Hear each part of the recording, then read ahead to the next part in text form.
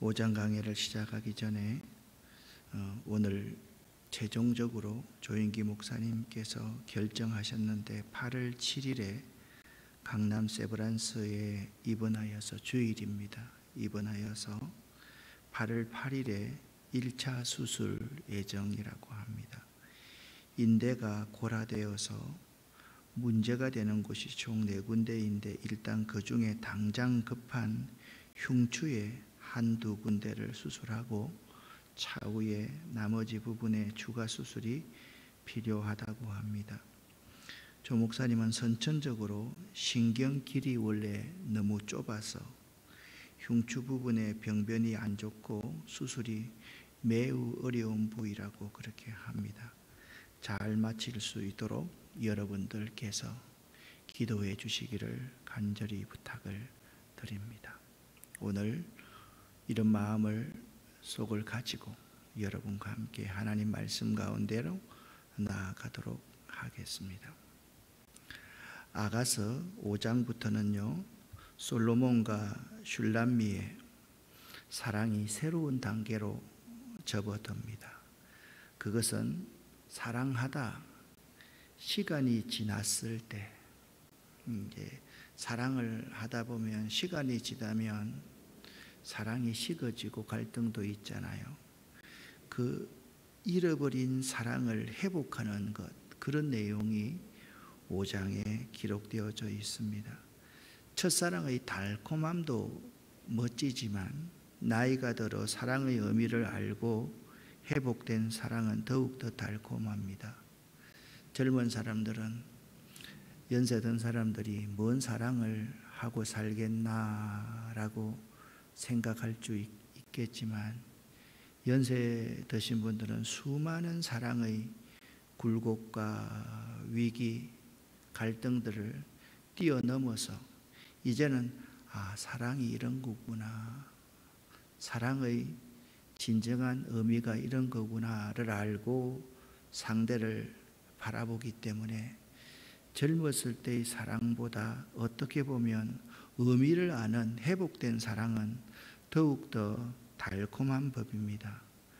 그들의 사랑은요, 거친 들과 밤의 두려움의 장애를 극복한 사랑이었습니다. 슐람미는 자신들의 사랑을 방해하던 수많은 장애물들을 극복하고 이제 4장에서 결혼하게 되었습니다.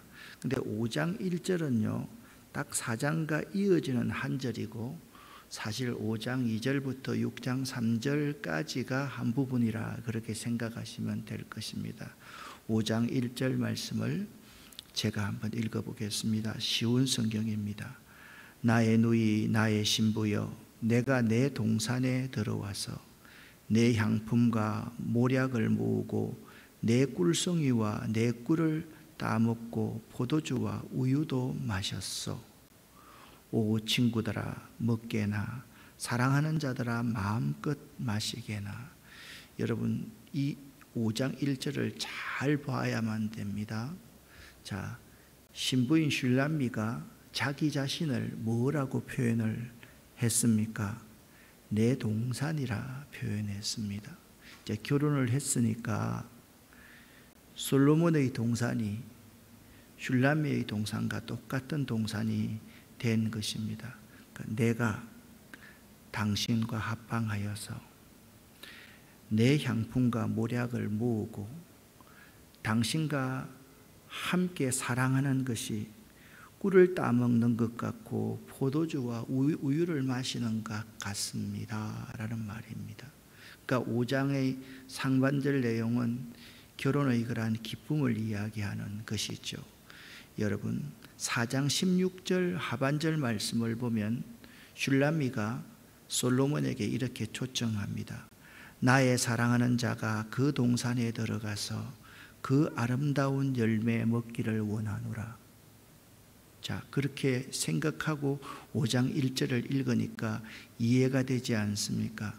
나의 사랑하는 자 솔로몬이 그 동산에 들어가서 그 아름다운 열매 먹기를 원하노라 라고 말씀하고 있는 것입니다. 그래서 신부의 초청을 신랑이 오늘 받아들입니다. 이제 정식 부부로서의 사랑을 나누는 솔로몬의 기쁨이 5장 1절에 나타나는 거지요. 나의 누이 나의 신부여, 내가 내 동산에 들어와서 내 향품과 모략을 모으고 내 꿀송이와 내 꿀을 따먹고 포도주와 우유도 마셨소 라고 하면서 정식 부부가 된 그 아름다운 사랑을 이렇게 묘사하고 있습니다. 신랑은요, 그리고 혼인의식이 끝난 후에 하객들에게 이렇게 향연을 권합니다. 오 친구들아 먹게나, 사랑하는 자들아 마음껏 마시게나, 그렇게 말합니다. 자, 여기 그냥 먹지, 많이 먹지 이 정도가 아니라 이 본문을 보면 여기에는 막 혼인의식을 거행한 신랑이 사랑스러운 신부에 대한 자랑이 내포되어 있으며, 자, 신부도 예루살렘에 있는 많은 여인들에게 내 저 아름다운 신랑이 왕관을 쓰고 나를 기다리고 있는 장면을 여러분 다 나와서 보시오라고 자랑했지 않습니까? 지금 신랑이 그 사랑스러운 신부를 옆에 두고 오 친구들아 먹게나, 내 사랑하는 친구들아 마음껏 마시게나 라고 하면서 그녀와 나누던 사랑을 얼마나 만족해 하는지 그 신랑의 마음이 1절 하반절에 그대로 나타나고 있다라는 거예요. 1절 말씀과 2절 말씀 계속해서 보면 신랑과 신부의 호칭에 대해서 우리가 한번 정리하고 지나가는 것이 좋겠습니다. 첫 번째 호칭은 나의 누이, 남매간처럼 친밀하다는 의미이고, 나의 사랑, 진실된 애정이 넘친다는 의미이고, 나의 비둘기, 순결하다는 의미이고, 나의 완전한 자, 전적으로 나는 그 사람 속에 속했고 그 사람은 내 속에 들어와 있다라는 의미입니다. 나의 누이, 나의 사랑, 나의 비둘기, 나의 완전한 자, 이렇게 이와 같은 호칭들은요, 두 사람이 참으로 친근하고 깊은 애정을 나누며 순결하고 완전한 헌신의 관계를 유지했음을 보여줍니다. 사랑하는 여러분, 부부가 된다는 것, 하나로 연합한다는 것은 매우 복되고 신비로운 아름다운 일이며 기쁜 일입니다. 남자와 여자가 하나가 되어 가정을 이룬다는 것은 주님의 뜻에 의한 연합이며 둘이 하나가 되어 하나님의 뜻을 이루어가는 진정한 축복의 시작이라고 할 수 있죠. 그러니까 하나님이 직접 제정하신 아주 중요한 것이 결혼식이었습니다. 가정이었습니다. 에덴 동산에서 하나님은 이 가정의 기초인 이 부부에 대해서 매우 중요하게 생각하고 있습니다. 이 연합의 의미가 중요한 것이죠. 그런데 5장부터를 자세히 보면 부부가 되는 것은 시작일 뿐입니다. 서로가 하나로 연합하기 위해서는 연애할 때의 수많은 장애물들을 극복하는 것 이상으로 더욱더 많은 노력이 필요합니다. 서로 간에요 갈등이 있을 수 있기 때문이고 견해차가 있을 수 있기 때문이고 생활을 이렇게 하다 보면 서로 간에 맞지 않는 부분이 있을 수도 있기 때문입니다. 이 갈등의 순간순간은요, 아이고 지긋지긋해, 이게 아닙니다. 미래의 진정한 행복을 위한 수련기간이다라는 점을 알아야 돼요. 그래서 혹시나 살아가면서 부부간의 갈등의 순간순간은 미래의 행복을 위해서, 미래의 진정한 행복을 위한 미끄럼과 같다라는 점을 알아야만 되는 거예요. 상대를 다 아는 것 같지만 사실 잘 모르거든요. 또한 이것은 주님을 향한 믿는 우리들의 모습도 잘 보여줍니다. 믿음 생활을요, 잘 시작하는 것도 중요하지만 우리의 믿음을 잘 지키는 것이 더 중요하고요. 우리 믿음 생활의 마무리를 잘하는 것이 매우 중요합니다. 사람들은요, 믿음 생활을 잘 시작하는 것만 중요하게 생각합니다.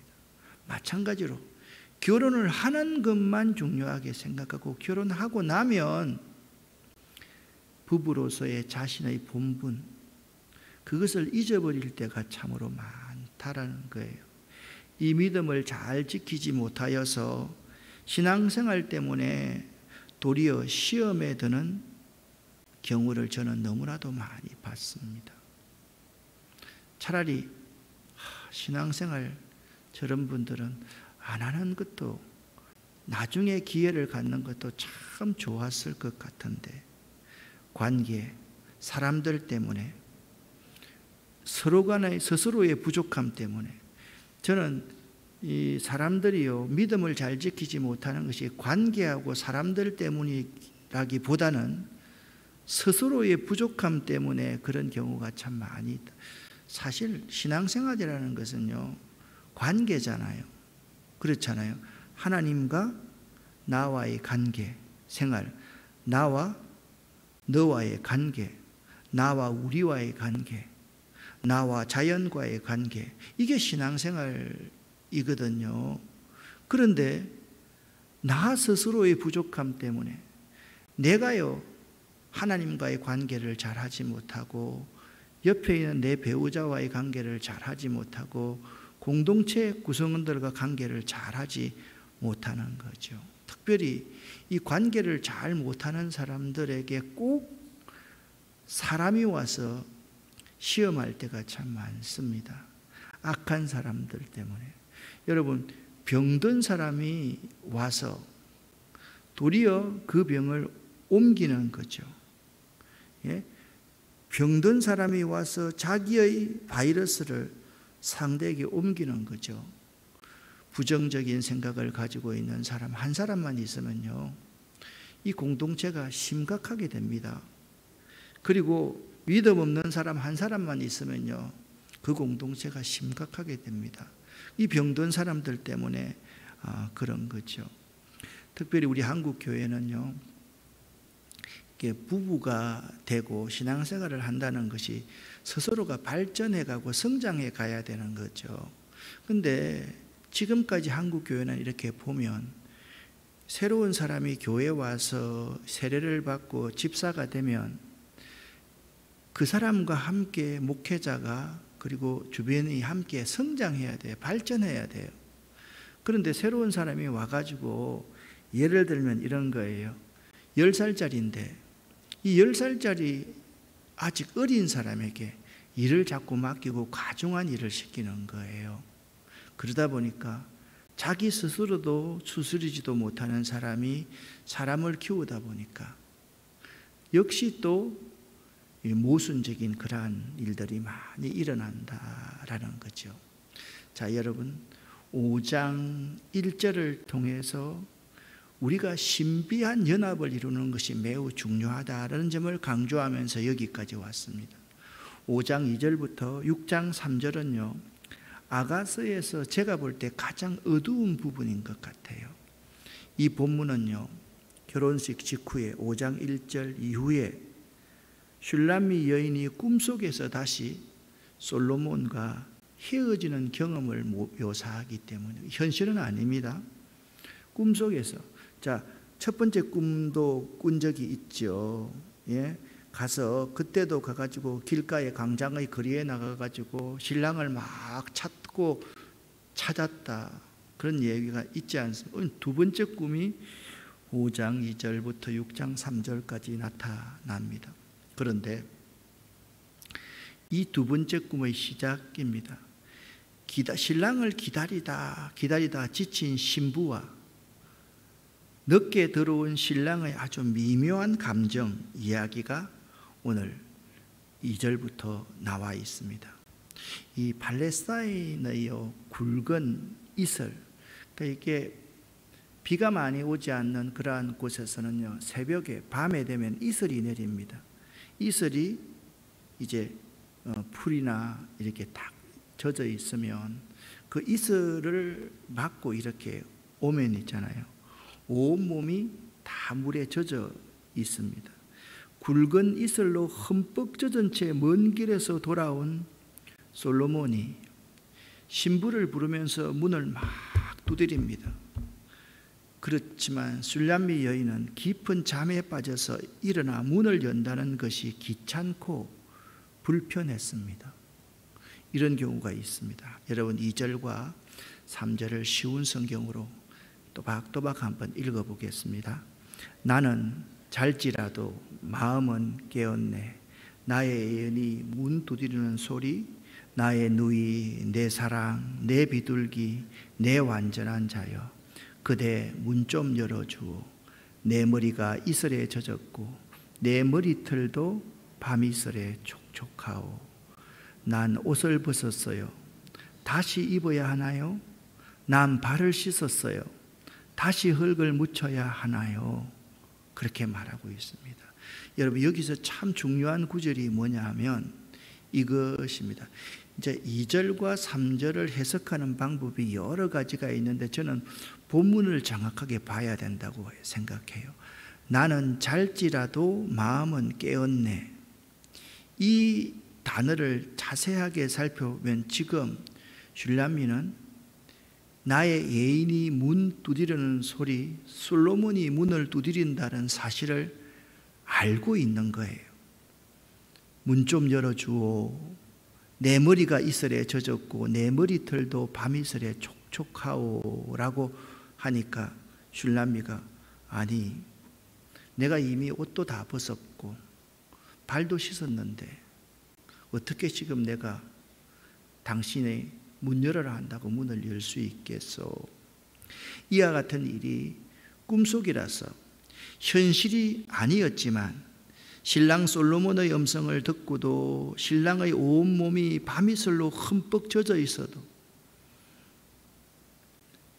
잘지라도 마음은 깨어있는 상태의 슐람미 여인의 반응이 사실 문제가 있어 보이는 것은 사실입니다. 우리가요 사노라면 사나가노라면 익숙해지고 당연함으로 여겨지고 상대방보다 나를 먼저 생각하면 사람들은 반드시 신랑에게 이 슐람미 여인이 솔로몬에게 했던 것처럼 나 위주의 실망스러운 반응을 하게 된다는 거예요. 그렇게 게달의 장막 같은 여인, 아무 볼품없는 그 여인이 최고의 신랑을 맞이했습니다. 지금 솔로몬이 다른 일 한다고 늦게 왔겠습니까? 나라를 다스리고 백성을 돌보고 이렇게 하면서 분명히 왔는데 솔로몬이 이렇게 왔다는 것은 그날 자고 그 다음날 올 수도 있었을 거예요.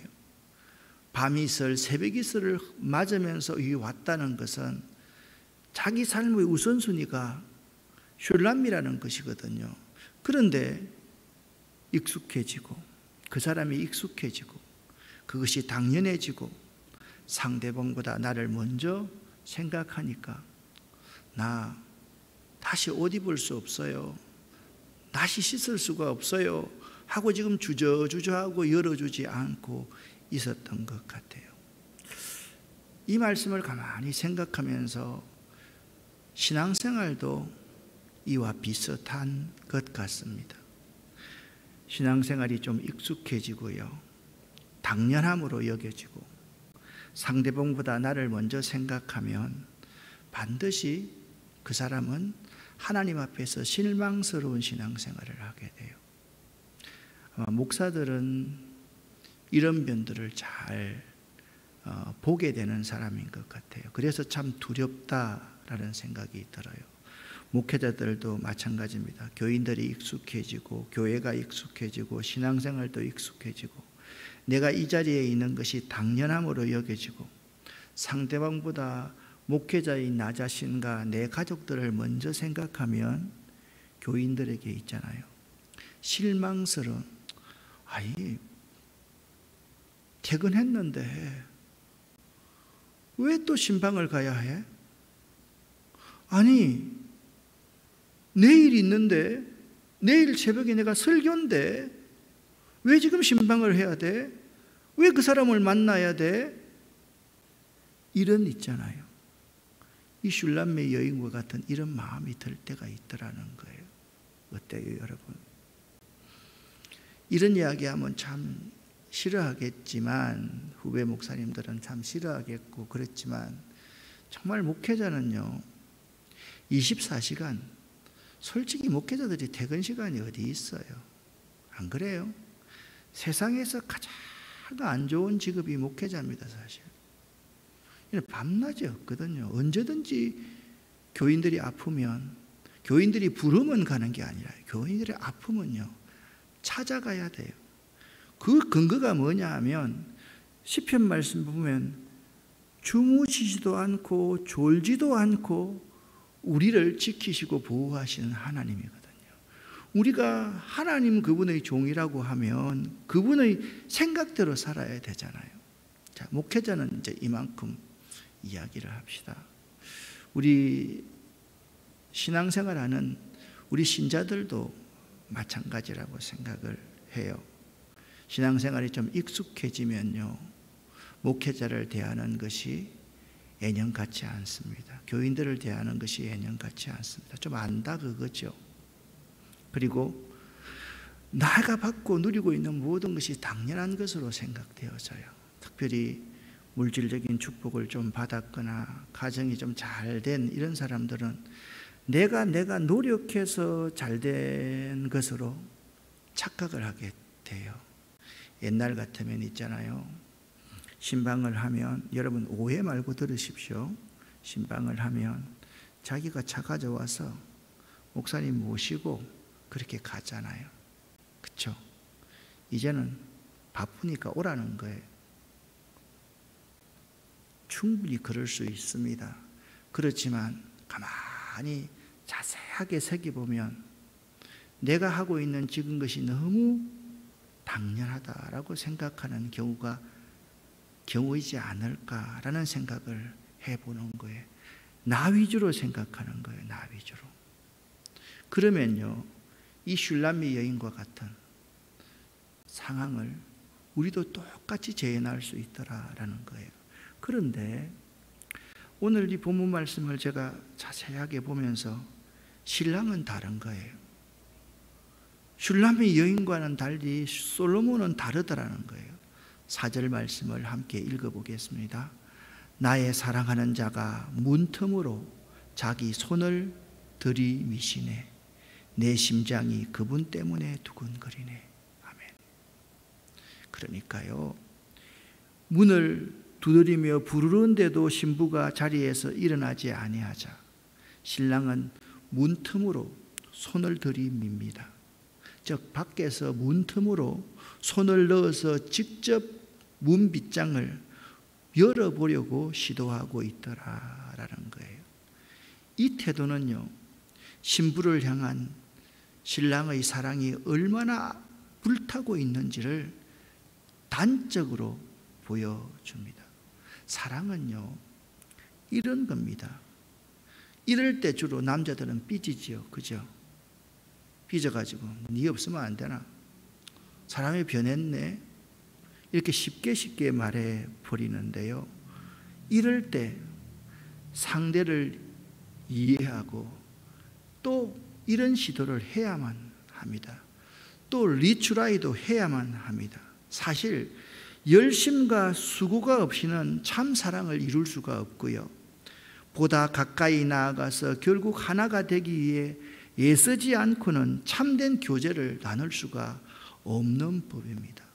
저는 이렇게 생각합니다. 여러분, 사랑은요 원네스가 아니에요.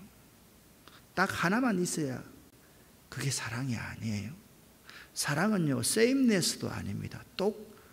상대방을 나와 똑같이 맞추는 것, 그것도 사랑이 아닙니다. 사랑은요 우리 모두가 하나로 빨간 유니폼을 입었다 해서 유니포머티, 그게 하나가 아니에요.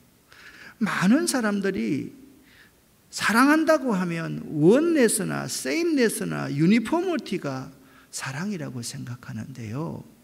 사랑은 각기 다른 개체가 하모니, 조화를 이루어가는 것이 사랑입니다. 그게 사랑입니다. 많은 사람들은 내 사랑을 상대에게 강요합니다.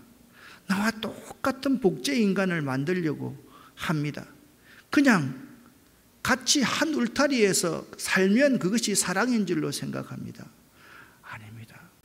소프라노와 알토와 테너와 베이스가 있듯이 그 한 한 음에서 조화를 이루어야 되듯이 누구의 지도에 따라서 컨닥에 대해서 지휘자의 그 지휘에 따라서 소리가 크리센토도 돼야 되고요, 디크리센토도 돼야 되고요, 강조할 점은 강조도 해야 되고요, 함께 우렁차게 그냥 유니송처럼 팍 부를 때도 있어야지 그게 찬양 아니겠어요?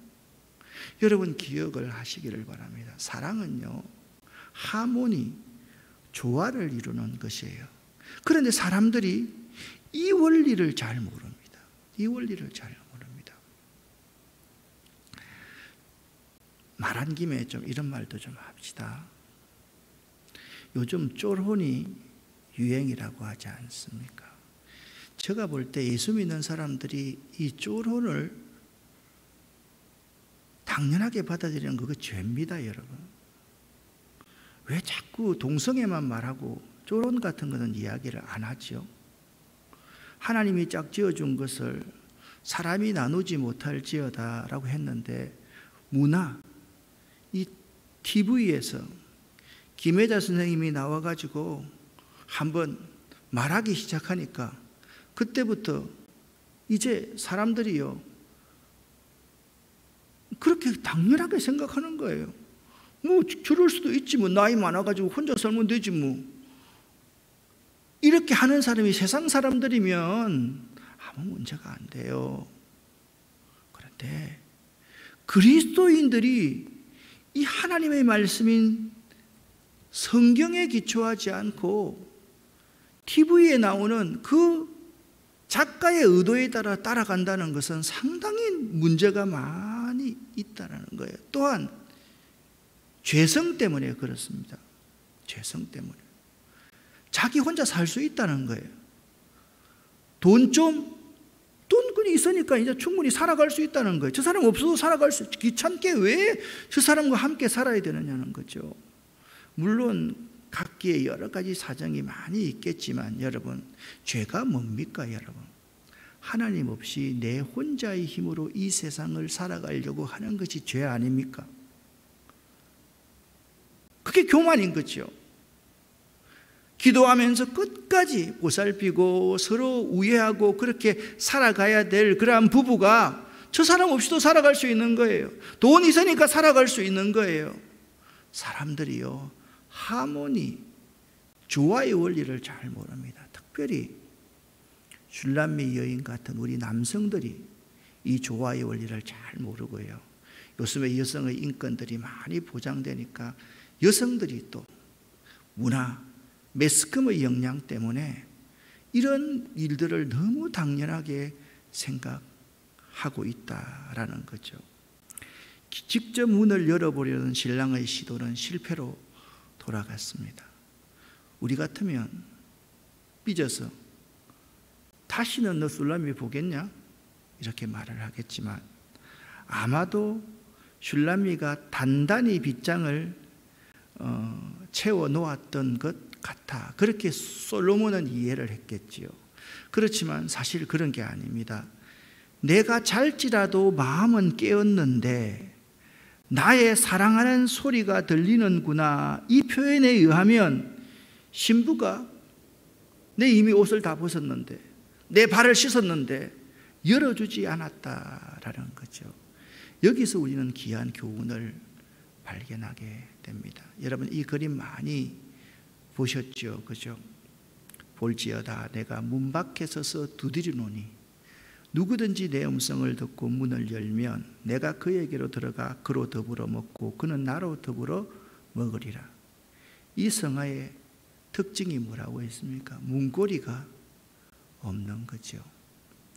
이 문은 사람의 마음을 의미하는 거죠. 예수님께서 계속해서 문을 두드리는데 안에서 우리의 빗장을 닫아두면 예수님은 강제로 우리를 점령하던 점령군의 대장처럼 들어가시지 않거든요. 끝까지 기다린 거예요. 여러분, 여기서 신랑과 우리 주님의 공통점이 있습니다. 우리가 문은 빗장을 걸고 열어주지 않으면요, 제차, 3차, 4차 영원히 찾아오셔서 우리 문을 계속해서 두드리고 계신다는 겁니다. 참 그런 생각을 가만히 하니까 참 나 같은 사람은 절대로 이 솔로몬이 될 수가 없겠구나. 우리 주님 같은 귀한 분이 될 수 없겠구나라는 생각을 사실 하게 됩니다. 솔로몬 왕처럼 그렇게 대단한 사람이라면 새벽 이슬을 안고 와서 그렇게 부른다고 하면 여러분 보세요. 아무리 뭐 구중궁궐입니까? 예? 옛날처럼 해가지고 이리 나오더라 했다고 칩시다. 그런데 신랑이 문틈으로 손을 넣어서 안에 있는 빗장을 풀 수 있을 정도라고 했지 않습니까? 그러면 당연히 죽은 거 아니라면 들었을 거 아니에요? 그걸 알고 있는 거예요. 그럼에도 불구하고 솔로몬은 이제 오늘은 7절까지만 할 터인데요, 8절부터는 다르게 생각하더라라는 거예요. 그런데 오늘 이 문을 열어주지 않는 이 뒤에 6절과 7절을 보면 이렇게 말씀하고 있습니다.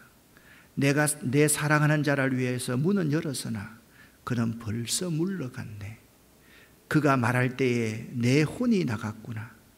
내가 그를 찾아도 못 만났고 불러도 응답이 없었노라. 성안을 순찰하는 자들이 나를 만나매 나를 쳐서 상하게 하였고 성벽을 파수하는 자들이 나의 겉옷을 벗겨 가졌도다. 뒤늦게나마 문을 열고 신랑을 맞이하려 했으나 이미 그는 가버리고 없었던 것입니다.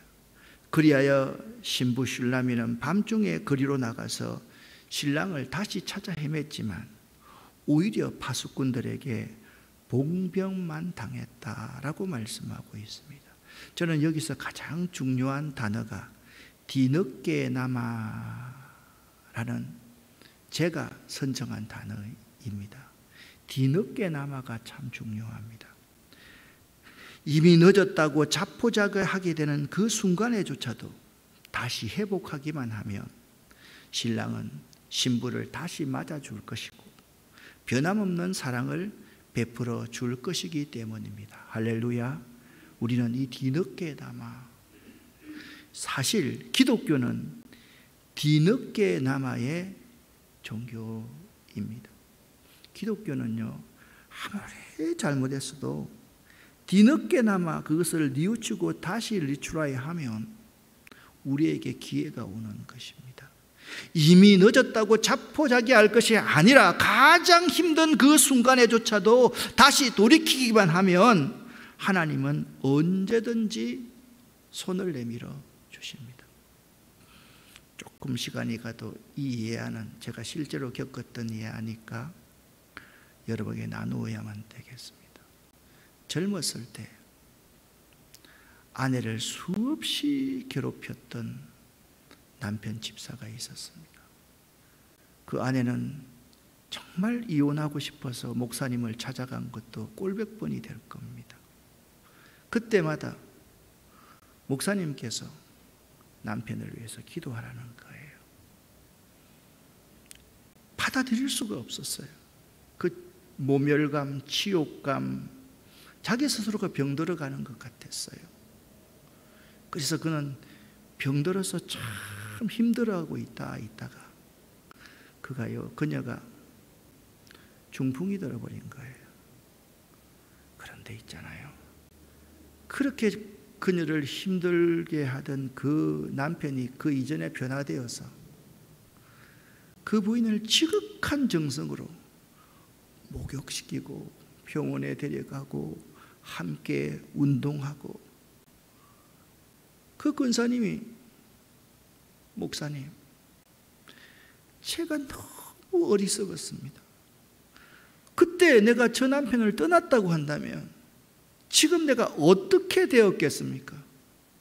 정말 그때 목사님 그 말씀에 순종했던 게 내 인생의 가장 최고의 축복이었습니다 라고 하는 간증을 들었던 적이 있습니다. 사랑은요, 갈등을 뛰어넘어 극복하는 것입니다. 사랑은 나의 사정을 생각하기보다는 상대방을 먼저 생각하고 배려하는 것이 사랑입니다. 진정한 사랑은 뒤늦게나마 다시 내 동산을 상대에게 내어주는 거예요.